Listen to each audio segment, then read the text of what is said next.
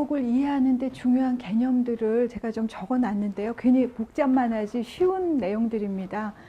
우선 제일 처음에 이제 경계라는 말이 나오는데, 경계라는 말을 우리는 언제 쓰냐면 이렇게 어떤 두 개의 개체가 구분되거나 그 사이에 뭔가 울타리가 쳐지는 것을 말할 때 경계라고 이야기를 합니다.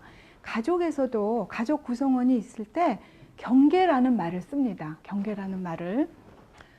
그래서 부부가 있고 아이들이 있고 할 때요, 우리는 인간은 개체이기 때문에 아무리 부부가 사이가 좋아도 일심동체가 안 됩니다. 그 일심동체란 말이 굉장히 우리를 이렇게 힘들게 하는 말이란 얘기죠. 우리는 오히려 각자가 있는 거고, 제가 그랬죠. 결혼이란 게 0.5 플러스 0.5는 1이 아니고, 혼자서도 살 수 있는 사람이 혼자서도 살 수 있는 사람을 만나서 이루는 게 부부다, 이런 얘기를 했었습니다. 그렇지만 부부는 다른 어떤 인간 관계에서보다도 가장 밀접한 관계입니다. 가장 친밀하고 밀접한 관계입니다. 이 부부의 경우는. 그러나 이제 이 사이에도 경계가 있어요. 이렇게 다 사람마다 경계가 있습니다. 이제 건강한 경계라고 하는 것은 소통은 하면서도 내 개체의 독특성이나 독자성을 잃지 않고 상호작용할 정도의 경계가 있어야 됩니다. 그런데 어떤 가족들은 보면 아예 이게 하나도 없어서 그냥 항상 이렇게 세트로 똘똘똘 뭉치는 것이 마치 화목한 가정인 것처럼 생각할 때가 있습니다. 그런데 이 가정이라는 이름으로 개인이 희생된다면 그것은 굉장히 문제가 있다 하는 이야기죠. 그리고 어떤 경우는 또 완전히 딱딱한 경계가 있어서 각자 이렇게 따로, 이것도 건강하지 않다는 거죠. 그래서 이제 그런 이야기들을 써놓은 것입니다. 분화라고 하는 것은 개인으로 치면 어떤 감정과 사고를 구분하는 능력입니다. 예를 들어서 어떤 사람과 내가 일을 함께 하게 됐습니다. 그런데 그 사람이 굉장히 능력이 뛰어나고 내가 같은 팀으로 일할 때 굉장히 유리합니다. 그런데 괜히 그 사람이 싫은 거예요, 내가 감정적으로. 그래서 저 사람하고 일하기가 싫다라고 생각해서 진짜 그걸 안 한다면 감정이 더 우세한 경우가 되겠죠. 그러면 분화가 안 된 것입니다. 분화가 된 사람들은 감정보다는 어떤 합리적인 판단을 우월시할 수 있는 이제 그런 존재인데, 외국에서 뭐 미국 같은 데서 산 사람들의 이야기를 들어보면 병원 같은 데 예를 들어서 이제 환자가 오잖아요. 그러면 그들도 의사가 환자를 봤을 때 뭐 예를 들어 극단적으로 뭐 죽었다든지 이럴 때 감정적으로 상처를 받음에도 불구하고 합리적으로, 그러니까 이성의 범위를 넘지 않게 반응을 한다 그럽니다. 근데 우리나라 사람들은 굉장히 감정적이에요. 그래서 제가 그 얘기 했었죠. 세브란스 그 응급실을 제가 무슨 일이 있어서 갔는데 거기 온 사람들이 왜 이렇게 기다리게 하느냐, 왜 안 봐주느냐 이러면서 거기 있는 인턴 레지던트 멱살잡이를 해요. 그러니까 감정이 굉장히 더 우세한. 그래서 이걸 크게 보면 분화가 안 된 그런 모습들입니다. 근데 가족에서 분화가 안 됐다는 것은 뭐냐면 내가 가족을 우선하느라고 가족 전체의 어떤 규칙을 지키거나 그것을 쫓느라고 내 개인 생활을 못하는 것을 말합니다. 우리나라 가족은 막 이렇게 효도하는 이 자녀들이 있는 가정일수록 이럴 확률도 높죠. 물론 이제 이 가족 이론이 서양에서 온 것이기 때문에 이게 꼭 이렇게 한국 가족에도 이렇게 적용을 해야 되는가, 이 논란은 있습니다. 제가 볼 때는 서양의 가족은 어떤 친밀도나 전체적인 거를 좀 높일 수 있으면 좋다 치면 우리는 개인의 어떤 분야를, 나의 어떤 주장을 좀 더 필요로 하는 그런 측면이 있지 않나 싶은데, 오늘날 보면 각자 가족을 이루면서도 그렇게 되는 것이 아니고 아예 떨어져 나감으로써 내 개인의 주장을 하는 것 아닌가, 이런 느낌이 이제 든다는 것입니다. 삼각관계라는 게 있습니다.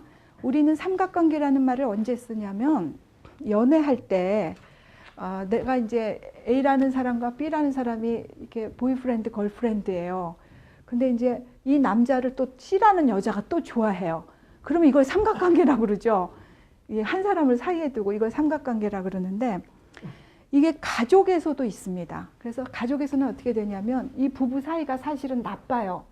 부부 사이가 나쁜데 살긴 해야 되니까 자꾸 큰 딸을 여기 끼우는 거예요. 그래서 이제 뭐 얘가 이렇다는 둥 이 아이를 중심으로 이렇게 상호작용이 부부 상호작용이 다이렉트로 되는 게 아니라 이 어떤 한 아이를 중심으로 이루어진다면 그 아이를 삼각관계에 끼인 자녀라고 이야기를 하고 건강치 못하다고 봅니다.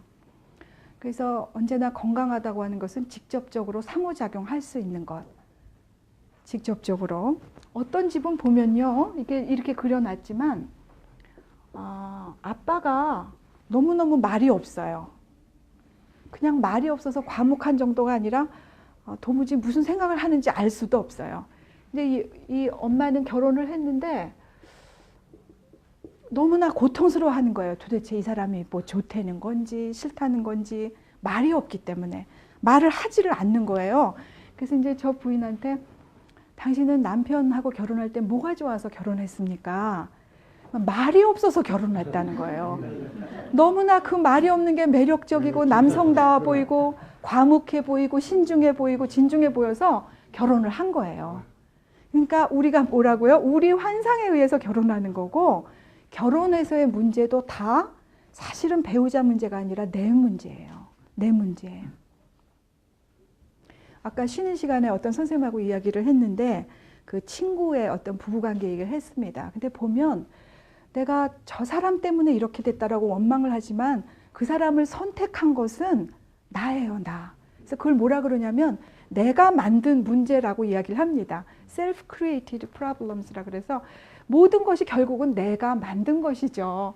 이 부인은 이 사람이 너무 과묵하고 말이 없어서 결혼했고 이 사람은 하나도 안 변했는데 말이 없다고 이제 펄펄 뛰는 거죠. 결혼하고 나서는. 근데 이제 그런 말없음과는 달리 과묵하고 멋진 말없음과는 달리 가족과 상호작용을 할 줄 모르는 남성분들도 많이 계세요. 어떻게 할 줄을 몰라서. 그래서 제가 그 자녀들 성교육할 때 그 아들 성교육할 때 아빠가 시켜줘야 되는데 부인더러 당신이 하라고 그런 사람이 있다고 그랬죠. 예, 많아요. 예. 그래서 이제 그런 정도로 어찌할 바를 모르는 이제 남자들이 있는데 그러다 보면 아들이든 딸이든 직접 상호작용을 못하고 엄마를 통해서 이렇게 하고 이 엄마는 또 이렇게 하고 이렇게 직접 못하는 그런 가족들도 많이 있습니다. 엄마가 중간에 있어서 이렇게 1대1로 하고 이렇게는 하나도 관계가 없는 그런 가족도 있죠. 그래서 저런 것은 굉장히 우리가 이제 역기능적이다 이렇게 이야기를 합니다. 삼각관계. 쭉 넘어가고요. 형제 순위를 보겠습니다. 형제 순위.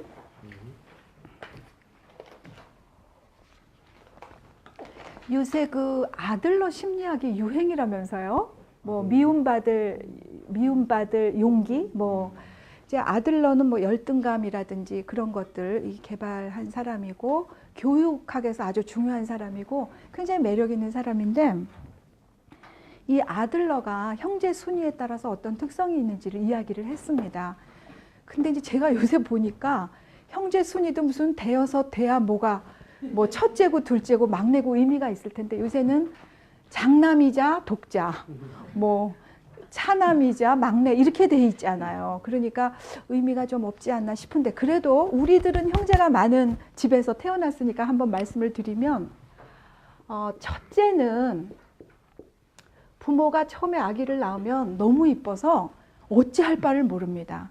이 세상에서 제일 예쁜 아기라고 막 뭐 펄펄 뛰면서 걔만 특별한 아기죠, 우리에게. 그래서 예뻐하면서 키웁니다.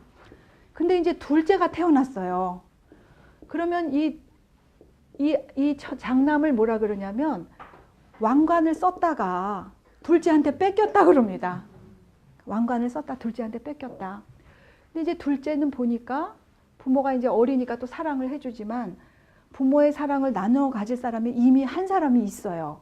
그러니까 경쟁적이 되고 뭔가 이렇게 그 경쟁적이고 뭔가 쟁취하려고 그러고 이렇게 되고, 막내로 가면 어떻게 보면 부모가 이 막내에게는 큰 기대를 안 하면서 이상하게 부모들은 첫째한테 기대를 많이 하게 돼요. 이 아이가 큰 아이다 싶어서 많이 하게 되고, 막내로 가면 큰 기대를 안 하면서 그냥 예뻐하기도 하고 스포일하기도 하고 형들이 또 예뻐하기도 하고 해서 어떤 때는 이 막내들이 약간 좀 무책임하게 되거나 막내 기질처럼 그렇게 되는 경우도 있는 것 같습니다. 그래서 이제 형제 순위라는 게 그 각자 자기가 맡은 그 안에서 적절한 권력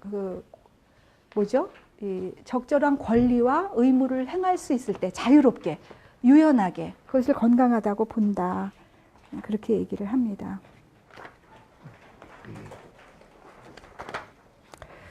자, 정서적 단절이란 게 있습니다. 정서적 단절.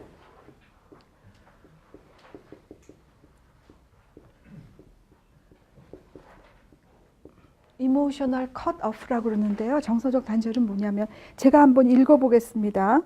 이게 강이라는 게 독일에서는 앞에 나와서 읽는 거잖아요. vorlesen, 그렇죠? vorlesung 이렇게 앞에 나와서 읽는 거니까 저도 읽어보면 부모와의 관계에서 미해결된 정서적 애착을 처리하는 방식이다. 부모와 함께 살면서도 부모를 거부하고 자신을 격리시키며 부모로부터 멀리 떠나거나 함께 살면서 정서적으로 고립되는 것으로 나타난다. 부모의 중요한 가치를 부정한다. 부모로부터 멀리 떠나는 사람은 떠나지 못하는 사람과 마찬가지로 정서적으로 의존적이다. 이들은 정서적 융합을 필요로 하면서도 몹시 싫어한다. 충동적으로 결혼할 수도 있고 결혼의 문제가 발생했을 때도 멀리 달아나는 경향이 있다. 재혼을 해서도 마찬가지고 일시적 동거 생활을 하기가 쉽고 심해지면 방랑자, 불황자, 은둔자가 되거나 모든 것을 포기하고 혼자 살기도 한다. 이제 이런 경우가 있어요. 부모가 다 너무나 똑똑해서 둘 다 교수인 거예요. 둘 다 교수. 그러면 이 밑에 아이들도 똑똑하지만 아무리 해도 이 부모를 이길 수가 없다 치면 그러면 이제 그렇게 갖고는 자기가 빛을 못 발하겠으니까 한 저 밑에쯤 내려가면 공부하는 거를 거부하는 거예요. 머리가 좋아도 왜?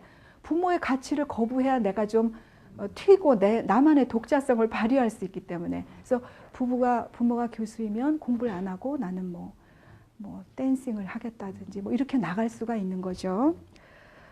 그리고 어떤 사람들은 부모가 너무 자식에게 기대를 하거나 막 이렇게 통제하거나 하면 가장 극단적으로는 이민을 갑니다. 이민. 도저히 한국 내에서는 안 되겠어서 이민을 가버려요. 그러면은 어떤 집은 장남한테 주어진 책임을 못 견뎌서 이민 가요. 그럼 이제 이 책임이 또 차남한테 오면 이 사람도 이민 가고 다 이민 가서 결국 딸만 혼자 남아요. 그러면 이 딸이 이 부모를 모시는 경우도 있어요. 그러면 정서적 단절이라고 하는 것은 부모의 가치를 부정하는 것도 단절이고 멀리 떠나는 것도 독립이 아니라 뭔가 부모로부터 영향을 여전히 받는다는 얘기입니다.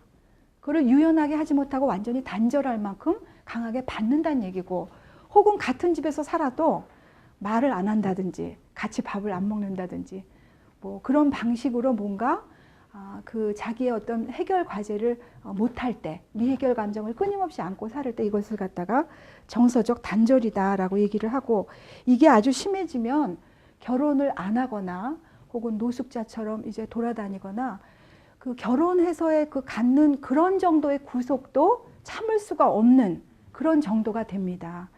그래서 원가족이, 우리가 이제 우리 부모님에게서 컸는데 그걸 원가족이라고 부르는데, 원가족이 상처가 너무 큰 사람들은 결혼 안 하는 경우가 많이 있습니다.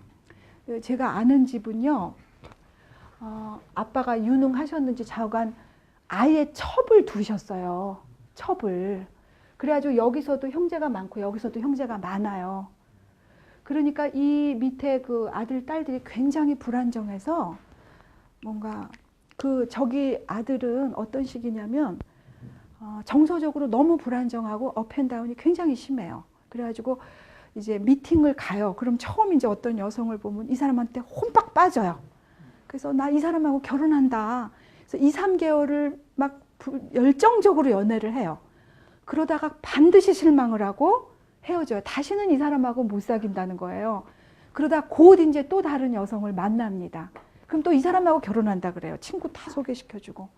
그렇게 뭔가 이렇게 조절을 못 하는데 그런 모든 것들이 결국 개인의 어떤 나의 문제라는 거죠. 이번에 그 루프탄자의 뭐 저가 항공인가요? 거기 저먼 윙스인가 뭐 거기 그 사람이 우울증이었다면서요. 그래서 그렇게 됐는데 결국은 우리가 아무리 기계와 컴퓨터와 이런 것들이 일을 해도 결국은 사람이 문제고 사람이 어떻게 하느냐. 그러니까 우리가 움직이는 것이 이모션이라 그랬죠. 그 이모션이 가장 중요하다. 그러니까 한 사람을 잘 키우는 것은 그 주변을 정말 아름답게 하는 일이라는 느낌이 듭니다. 그래서 이제 정서적 단절, 이것도 이제 우리한테 굉장히 중요한 개념인 것 같습니다. 자식이 자연스럽게 나를 이렇게 엄마 아빠가 나서 키워서 나를 사랑으로 키워주셨구나, 이렇게 잘 키워주셨구나, 너무 감사해서 우리 엄마 아빠한테 어떻게 해드릴까, 이거는 정상이에요. 근데 부모가 먼저 내가 너를 어떻게 키웠는데 넌 나한테 이렇게 하면 안 된다 라고 하는 것은 자녀로 하여금 정서적 단절을 일으키게 하기 딱 좋은 방식이죠. 자, 내가 너를 어떻게 키웠는데, 이 말이 우리나라 드라마에 굉장히 많이 나와요. 근데 굉장히 이상한 게 그걸 바라고 키웠다는 얘기잖아요. 굉장히 이상하죠. 그러면 얼마나 힘들까요? 그 엄마도. 결국 아까 제일 처음에 그 박스 안에서 얘기했듯이 엄마는 자식에게서 받을 것을 기대하지 않고 나는 딴 데서 받아야 됩니다. 그러니까 부부가 받아야 되고 혹은 일이나 취미를 통해서 다른 데서 받아야 자식이 자유롭고 날개를 가지고 자유롭게 커갈 텐데 그런 것들이 이상하게 굉장히 노골적으로 요구된다라는 느낌이 듭니다. 그래서 이제 저는 아이들 키울 때 제가 다른 거는 뭐 해라 했는지 모르지만 공부해라 소리를 진짜 안 했어요. 그랬더니 어떤 분이 딱 손을 들고 진짜 안 했습니까? 당신이 진짜 안 했습니까? 그래요. 그래서 왜 했을 것 같아요? 그러니까 상상이 안 간대요. 그래서 제가 뭐라 그랬냐면 공부해라 그러면 그 말 하는 순간 하기 싫어지는 게 인간이다. 그래서 저는 일부러 안 했다. 제가 그렇게 얘기를 했죠. 결국 이제 제가 이렇게 막 얘기를 하면 당신은 또 이렇게 자녀를 키웠습니까? 이런 질문들을 많이 하세요. 그럼 제가 뭐라 그러냐면 이론과 실제는 다르다. 이론과 실제는 다르다. 그렇게 얘기를 하고 그 다음에 더 궁금한 거는 그분은 왜 저의 인생이 궁금할까? 그거는 뭐냐면 우리 사회 자체가 내 삶을 살기보다 관음증 사회예요. 다른 사람 사는 걸 보고 평가하는 걸 더 좋아해요. 이게 이 미디어 자체가 그렇게 되어 있어요. 그래서 우리 TV를 틀어보면 이 토크쇼나 무슨 나와서 얘기하는 걸 보면 그걸 보고 우리가 배우는 것도 물론 있습니다만 내 삶을 살기보다 다른 사람을 구경하는 입장? 그런 느낌이 듭니다. 관음증 같은 느낌. 그래서 아마도 그분은 당신도 그렇게 못 키우면 얘기할 자격이 없지 않냐 이렇게 평가하고 싶은 것 같아요. 제 느낌에. 예, 그렇습니다.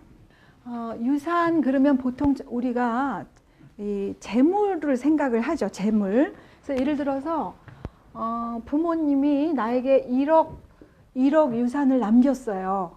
그런데 빚을 5천만 원 남겼습니다. 그러면은 이 유산은 전부 다 받아야 됩니다. 그러니까 이거는 받고 이건 안 받을 수가 없어요. 그러니까 통째로 받아야 5천만 원 플러스가 되겠죠.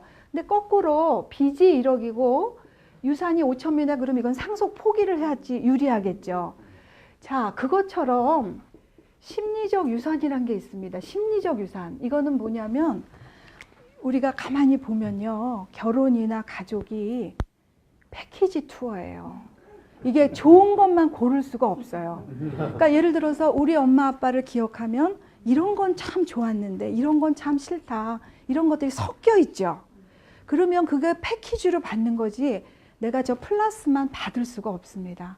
그런데 심리적 유산이란 건 뭐냐면 자녀들이 부모로부터 물려받은 명령을 유산이라 그런다 그랬습니다. 명령. 그럼 이게 무슨 말인가? 이런 거죠. 예를 들면 부정명령을 예를 들어 보겠습니다. 부모가 키우면서 너는 자식이니까 항상 부모 말을 들어야 된다. 너는 내 말을 꼭 들어야 된다. 그래야 잘 된다. 라는 요구와 기대를 하면서 키웠습니다. 그러면 이 아이는 너무 싫은데 늘 거기에 젖어서 살았습니다. 그러다 보면 내 안에 어떤 게 크냐면 그 다음에 만나는 사람에게도 자기도 모르게 저 사람은 나의 기대를 충족시켜줘야 되고 내가 말하는 대로 따라야 될 것처럼 그렇게 기대를 한다는 거예요. 그러니까 심리적인 어떤 방식이 우리에게 유산으로 내려옵니다. 그런데 플러스 유산도 있고 마이너스 유산도 있습니다. 플러스 유산은 예를 들어서 나는 너가 참 훌륭한 사람이 됐으면 좋겠다. 근데 훌륭한 사람이란 건 뭐냐? 훌륭하면 그냥 훌륭한 게 아니라 나는 뭐 진실하고 성실하고 이런 사람을 훌륭한 사람이라고 생각한다. 그리고 엄마가 아빠가 그런 모습을 보여주면 이 아이는 자기도 모르게 그런 것을 보고 배우게 됩니다. 그래서 말만 하는 게 아니라 정말 열심히 하는 게 중요하구나. 그런 것은 긍정 명령이 될 것입니다. 그런데 엄마 아빠가 거짓말 하지 마라 해놓고 자기는 맨날 거짓말을 하면 이 아이는 이게 분열되는 거죠. 그런 것들이 바로 유산으로 남게 됩니다. 결국 제가 그 아이에게 부모는 거의 운명과 같다. 그런 얘기를 말씀을 많이 드렸는데 아동 청소년에게 가장 좋은 교육이 무엇인가? 엄마 아빠가 좋은 사람인 것 이상 좋은 교육이 없습니다. 엄마 아빠가 좋은 사람을 어떻게 규정하냐는 또 물론 이 논란이 되겠지만 자, 원장이란 게 있습니다. 원장이란 건 무엇일까? 부모로부터 받은 유산과 여기서는 심리적 유산을 말하는 겁니다. 심리적 유산과 자신이 살아가면서 얻은 것들을 기록해서 계산해 놓은 장부를 가리킨다. 부모로부터 받은 것은 유산이며 자신이 노력해서 얻은 것은 신용이다. 개인은 부모로부터 자산과 빚을 물려받는다. 패키지라 그랬어요. 자산도 받고 빚도 받아요. 그러니까 보통은 자산이 더 많아서 그래도 플러스가 많고 우리 엄마 아빠한테서 이런 걸 그래도 받았구나라고 될 수 있지만 어떤 부모는 늘 폭력을 쓰고 아이에게 돌봄을 제대로 안 해주고 방치하면 이 아이의 경우는 마음에 심리적으로 빚이 더 많을 수도 있다는 얘기입니다. 빚이 자산보다 큰 경우도 있다. 신용에도 우량 신용, 불량 신용이 있다. 그래서 보면 유산은 부모로부터 받은 것이고 신용은 내가 쌓은 것입니다. 그러면 우리가 부모로부터 많은 것을 받은 사람이 신용을 쌓기도 훨씬 유리합니다. 그렇게 본 것도 있고 받은 게 많기 때문에. 그런데 어떤 사람들은 부모로부터 받은 게 별로 없어요. 심지어는 마이너스만 받았습니다. 예를 들면 아빠 알코올릭이고 엄마는 우울증이고 뭐 폭력이고 이런 가정일지라도 이 사람이 아마 자라면서 더 좋은 스승을 만났거나 주변에서 좋은 친구를 만나서 자기가 노력해서 정말 좋은 신용을 쌓을 수가 있습니다. 신용이란 건 무엇이냐면 제가 부부관계 통장 얘기할 때도 부부가 서로 좋은 상호작용을 하는 것은 플러스에 이 숫자가 올라가는 것 같고 통장으로 치면 서로 싸우고 상처 주는 거는 마이너스 같다. 그래서 결국 이 밑에 이걸 뭐라 그러죠? 잔금이 플러스가 늘 되면 그 부부관계는 풍요롭게 될 텐데 마이너스가 되면 맨날 어떻게 되겠어요? 싸우고 그냥 행복하지 못하고 그러겠죠. 그래서 이제 그런 것들을 이야기를 하는 건데요. 어떤 사람들은 받은 게 없음에도 불구하고 자기가 신용을 쌓아서 다시 말해서 주변 사람을 사랑해주고 돌봐주고 성실하게 해서 신용을 얻을 때 저 사람은 믿을 수 있다. 이런 걸 얻을 때 요 네 가지의 그 포지션이 있는데 유산은 불량 유산이지만 자기가 신용을 쌓아서 우량 신용이 되는 것이 있다고 하는 거예요. 네. 유산을 많이 받고 신용도 많이 쌓은 것이 아마 제일 좋은 거겠죠. 제일 좋은 거고 불량 유산, 불량 신용이 제일 아마 행복하지 못한 그런 밸런스가 될 것 같습니다.